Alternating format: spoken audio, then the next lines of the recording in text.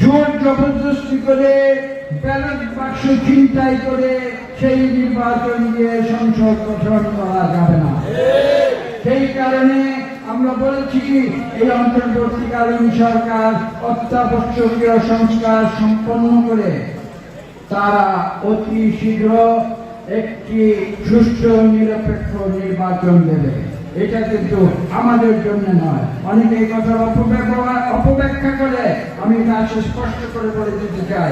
বিএনপিকে সুষ্ঠু নিরপেক্ষ নির্বাচনের কথা বলে, সেটা আমাদের জন্য নয়।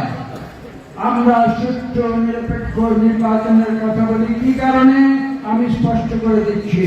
বাংলাদেশের নতুন প্রজন্ম যারা বিগত 15 বছর ধরে ভোটের অধিকার প্রয়োগ করতে ব্যর্থ হয়েছে স্বৈরাচারী সরকারের কারণে, যাদের ভোটের অধিকার ছিনিয়ে নিয়েছিল স্বৈরাচারী আওয়ামী লীগ সরকার, যারা জন্মের পর থেকে কোনোদিন ভোট দিতে পারে নাই, আজকে তাদের ভোটের অধিকার ফিরিয়ে দিতে হবে। সেই কারণে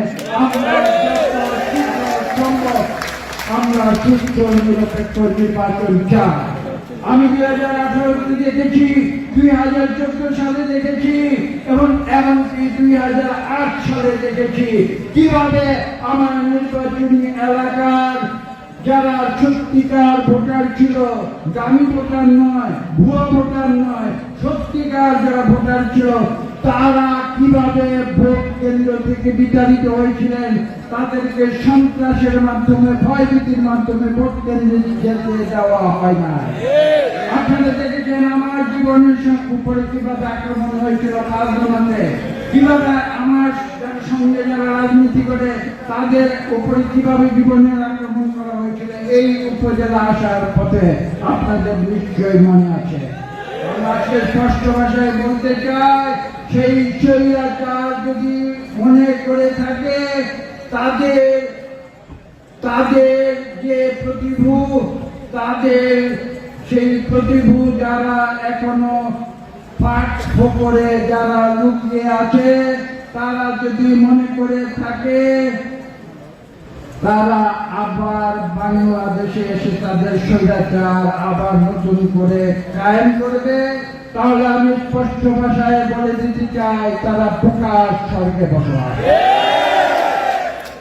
ছাত্র জনতার শক্তি ইতিহাসে প্রমাণিত। ছাত্র জনতার শক্তির কাছে এমন কোন স্বৈরাচারী শক্তি নাই যারা এদেশে বাংলাদেশে পুনরায় ফিরে আসতে পারে। আজকে যারা এখানে বাংলাদেশের বিভিন্ন ফাঁক ফোকরে যারা লুকিয়ে আছে, যারা খাপটি মেরে রয়েছে, যারা আশা করছে কোন সুযোগে আবার এসে ক্ষমতা দখল করবে, আমি তাদের সতর্ক করে দিতে চাই, বাংলাদেশের নতুন প্রজন্ম তাদের এই অন্যায়কে কোনোদিন রেহাই দেবে না।